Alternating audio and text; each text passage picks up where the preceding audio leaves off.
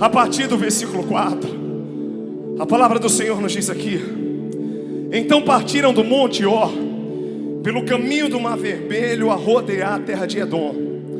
Porém o povo se tornou impaciente no caminho, e o povo falou contra Deus e contra Moisés: por que nos fizeste subir do Egito, para que morramos neste deserto, onde não há pão nem água, e a nossa alma tem se fatiado deste pão vil? Então o Senhor mandou entre o povo serpentes abrasadoras, que mordiam o povo, e morreram muitos daqueles no deserto. Veio o povo a Moisés e disse: havemos pecado, porque temos falado contra o Senhor e contra ti. Ora ao Senhor que tire de nós as serpentes. Então Moisés orou pelo povo. Disse o Senhor a Moisés: faz uma serpente de bronze e coloca essa serpente em uma haste, e será que todo aquele que for mordido e mirar na serpente viverá. Só até aqui. Diga assim para a pessoa que está perto de você aí na sua casa: diga, eu preciso mirar em Jesus. Porque é interessante que a palavra do Senhor faz a comparação no Novo Testamento, que Jesus, assim como a serpente de bronze foi levantada no deserto, Jesus foi levantado como Filho de Deus, para que nele estivesse a nossa cura, para que nele encontremos tudo o que nós precisamos. Não só a cura das nossas enfermidades físicas, mas a cura para o pecado, a cura da alma, a cura interior, tudo aquilo que nós precisamos. Mas é interessante que quando nós olhamos para essa palavra, nós podemos ver nesse texto aqui que os filhos de Israel, eles estavam caminhando pelo deserto. Quando eu estou pregando aqui para você, pode ter certeza que o próprio Deus pregou para mim através da sua palavra. Pode ter certeza que o primeiro a ser alimentado, a ser confrontado, foi o pastor André. Amém por isso? Então entenda que aquilo que vai para você, eu já recebi de bandeja. Eu falei: Jesus é assim, então amém, eis-me aqui. Amém? Por isso que hoje e agora estou compartilhando com você. E é interessante que quando os filhos de Israel, eles estavam ali no deserto, diz a palavra que eles começaram a ficar impacientes. É muito interessante isso, porque isso se assemelha muito àquilo que nós somos. No meio de uma jornada, sem saber o fim dessa jornada, nós já entramos, por causa da nossa ansiedade, em uma impaciência muito grande. Nós não sabemos a dimensão daquilo que está por vir. Nós não sabemos a dimensão do que Deus está preparando. Nós não sabemos como é a terra da promessa. Mas a gente já está cansado, a gente já está murmurando, a gente já está se reclamando, dizendo: meu Deus, por que que eu estou aqui nesse deserto? Por que que eu estou sofrendo aqui nesse deserto? Onde na verdade o Senhor está dizendo: espera chegar ao fim, deixa chegar ao fim. Ninguém é bom nem é ruim, eu já ouvi isso, até que chegue até o fim. Então você não pode hoje olhar para a sua história, olhar para aquilo que está acontecendo à sua volta, e hoje se precipitar em meio àquilo que você está sentindo. Você precisa deixar que o fim de Deus, o decreto de Deus, o ponto final de Deus chegue na sua história. E eu declaro e eu profetizo que o fim será melhor do que o começo. Por quê? Porque o fim representa a reciclagem, o fim representa a cura, o fim representa um milagre, o fim, olhando para Cristo, representa a ressurreição, o fim representa que Ele morreu, Ele ressuscitou e Ele um dia voltará para buscar a sua igreja e enxugará dos nossos olhos toda lágrima. Então de repente os filhos de Israel, eles começaram a murmurar, e diz a palavra que naquele momento se reclamaram do pão.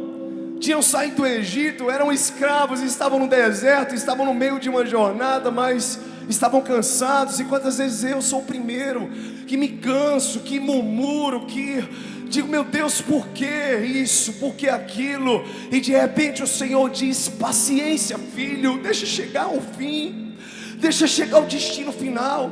O que eu tenho para você, o que eu tenho para as pessoas, é muito mais além do que aquilo que se possa imaginar. Então eu e você, nós precisamos entender esse princípio. Deixa o fim chegar, para que você possa dizer como o apóstolo Paulo, e eu também: combati o bom combate, completei a carreira e guardei a fé. Você está entendendo? Entenda que hoje a sua luta não é contra pessoas. A nossa luta não é contra carne ou sangue, mas contra principados e potestades. Eu sei que talvez você que está aí do outro lado, talvez exista uma ferida com alguém, ou alguém te feriu, mas entenda uma coisa: o que depender de você, ame, perdoe. O que depender de você, vai para a cruz, meu irmão.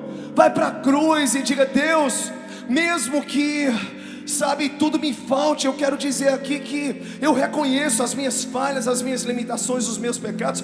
Todos os dias eu tenho ido para a cruz e eu tenho dito: Deus, se eu errei em alguma coisa, se eu tenho errado, me corrija como um pai corrige o filho, porque Tu és o meu Pai. Se eu feri alguém sem sentir que feri, então que o Senhor me corrija, que o Senhor me discipline, que o Senhor me repreenda. Mas eu quero, Senhor, a Tua presença. Mas eu sei que como ser humano, eu e você, nós vamos errar. Mas o mais importante é entendermos que essa graça sempre nos dará a oportunidade, a graça do Senhor, o favor imerecido de recomeçarmos.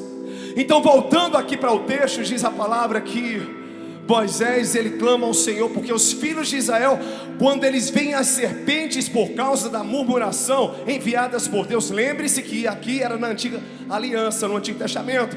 Então eles começam a perceber a dimensão que estavam os seus corações, de murmuração, de reclamação. E eles sentiram que estavam passando por aquilo em virtude da característica que eles haviam desenvolvido naquela hora, a característica de ingratidão, a característica de murmuração, a característica de não deixar chegar até o fim, a característica de não ter paciência, a característica de viver uma ansiedade que estava dominando o coração deles. E de repente, talvez eu e você nos encontremos nessas características, e a gente cai na real e diz: meu Deus, tudo isso está acontecendo à minha volta. E você percebe que coisas vão morrendo, pessoas vão morrendo. Aí é quando vem aquele start. E Deus permite que venha aquele start para nos acordar, para ensinar todos. Não só foi um que aprendeu ali no deserto, todos aprenderam com todo aquele contexto. Deus começou a ensinar e eles clamaram dizendo, em outras palavras: nós sabemos aquilo que nós fizemos, nós sabemos que nós murmuramos e que não era necessário isso. Em outras palavras, a gente sabe que aquilo que nós colocamos aqui foi indevido, porque a impaciência veio, a intolerância veio, nós não permitimos que o fim chegasse. E de repente eles pediram a Moisés, dizendo: Moisés, clama ao Senhor para que pare com tudo isso aqui, para que as pessoas parem de morrer, para que as serpentes elas parem de nos picar. Mas é interessante que quando Moisés clama ao Senhor, naquela hora Deus traz um direcionamento e diz: Moisés, levanta uma serpente de bronze, e todo aquele que for picado, ele vai olhar para a serpente. Agora veja o detalhe da revelação bíblica. Deus, ele levantou uma serpente através de Moisés de bronze, para que na serpente, quando as pessoas olhassem, as pessoas encontrassem na serpente a cura, para que elas encontrassem um antídoto na serpente. Mas Deus não impediu, Deus não tirou as serpentes do meio do povo. O que isso nos ensina? As tribulações elas vão acontecer, os erros vão acontecer, as falhas vão acontecer todos os dias. Eu vou errar, você vai errar, nós iremos errar. Nós estaremos aqui sendo picados por Satanás, por circunstâncias, por estresse, por pessoas. Mas nós precisamos entender que as cobras estão aqui na terra. E eu não estou falando de pessoas. Sabe, tem gente que diz: fulano de tal é uma cobra, mas isso é uma mentalidade de quem é, sabe, talvez do mundo. Quando eu falo do mundo, eu não estou me referindo àquele que está fora da igreja, eu estou me referindo àquele que não está na mentalidade de Cristo, sabe? Porque quando nós olhamos aqui para a palavra, nós entendemos que aquele que tem a mentalidade de Cristo, ele começa a discernir todas as coisas, ele começa a entender o que o mundo espiritual está fazendo, ele começa a se cuidar, ele começa a se proteger das informações que vêm, ele começa a discernir: isso aqui está certo, isso aqui está errado, eu errei nisso, eu acertei naquilo. Por quê? Porque quando nós temos o Espírito Santo, ele é o primeiro a nos convencer dos nossos erros e das nossas falhas. Então naquele momento todos foram ensinados, e eles começaram a olhar para a serpente, mas eles continuaram sendo picados pelas cobras. Então você não vai impedir que as serpentes possam te picar, você não vai impedir que as circunstâncias venham até você, você não vai, Deus ele vai deixar que algumas coisas aconteçam, porque nós ainda estamos na terra, nós somos seres humanos, nesse mundo teremos aflições, mas temos que ter bom ânimo, porque ele venceu o mundo, e se ele venceu foi para que eu e você nós vencêssemos também. Mas eu quero que você entenda uma verdade nessa hora, você que está aí do outro lado, assim como a serpente foi levantada, Cristo foi também. O que a Bíblia está dizendo é, Jesus está dizendo: olha para mim, serpentes virão, pessoas errarão, homens errarão, eu vou errar com você, você vai errar comigo, nós podemos até nos picar, o veneno pode vir, mas o antídoto é Cristo, é para Ele que nós olhamos, Ele é a nossa mira, Ele é o começo, Ele é o meio, Ele é o fim, Ele é o autor e consumador da nossa fé. Então hoje guarde no seu coração 3 princípios, e eu quero encerrar com eles. Primeiro deles, deixa Deus completar aquilo que Ele começou. Eu falo isso porque Deus me disse: paciência. André, aquiete o seu coração. Paciência. Eu estou no controle de tudo e de todas as coisas. Segundo princípio, muitas vezes circunstâncias são permitidas para que Deus possa nos ensinar aquilo que a gente não está percebendo. E pode ter certeza que a correção de Deus é perfeita, porque o Pai, assim como o Pai diz a palavra, corrige o Filho a quem ama, assim é o nosso Deus. Ele sabe nos corrigir. E quantas vezes o Senhor me corrige, eu digo: eita, Deus, está doente isso aqui, mas o Senhor está me corrigindo, o Senhor está me disciplinando. E disciplina no original não é castigo, é correção. Correção é te ensinar a acertar, mas mesmo o Senhor te ensinando a acertar, você vai errar. Mas por isso que tem graça, por isso que Jesus disse a Pedro: quantas vezes eu tenho que perdoar? Perguntou Pedro, e ali o Senhor respondeu 70 vezes 7. O Senhor fez uma conta sem limites, dizendo: sempre que errarem com você, aprenda com isso, perdoe. Sempre que falharem com você, perdoe. Eu sei que é difícil, talvez para você que sai do outro lado, ouvir essa palavra, porque você diz: pastor, o pastor não sabe o que eu passei. Mas perdoe, ninguém nunca perdeu por fazer o bem. Ame, e se você é a pessoa que errou com alguém, vai e peça perdão também, faça isso. Deus está ensinando a todos nós nesse processo de pandemia. Deus está nos construindo, nos reconstruindo, nos refazendo. Assim como Deus, Ele ensinou a todos no arraial. Não só foi um que chegou para Moisés e disse: olha, levanta e clama aí ao Senhor para que algo aconteça. Vários chegaram reconhecendo. Nós reconhecemos que isso aqui que nós estamos passando é consequência, é fruto da nossa murmuração, da nossa impaciência. Então quando todos vão para a cruz é mais fácil, porque se com Cristo está escrito: se com Ele padecemos, com Ele também seremos glorificados. Crucificado, pois, estou com Cristo, e não vivo mais eu, mas Cristo vive em mim, disse Paulo. E a vida que eu agora vivo, eu a vivo na fé do Filho de Deus, o qual morreu e se entregou por mim. Ele se deu por você, Ele morreu por você, Ele se entregou por você e por mim.